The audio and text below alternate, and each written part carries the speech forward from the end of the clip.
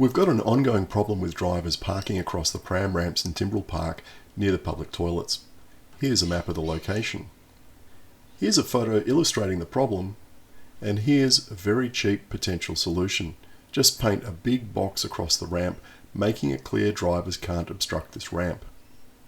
I like to ride around the bay with my 14-year-old son, and because he's 14, we prefer to ride on the paths rather than on Henley Marine Drive. And if you've ever cycled on Henley Marine Drive, you'd know why we do that. That means being able to get off the road using this pram ramp. We often find that it is partially or completely obstructed by parked cars. You're blocking the ramp. You're across the ramp. This was a rare case where the driver was sitting in their car, and they were very apologetic when I told them they were blocking the ramp. They immediately moved forwards once they knew they were doing the wrong thing. The driver didn't hear me properly the first time, so they wound down their passenger window.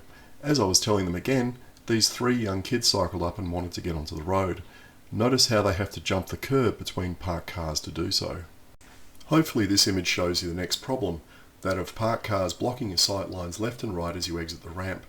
How is a child, who isn't very tall, supposed to see over at the top of a four-wheel drive parked right up against the edge of the ramp?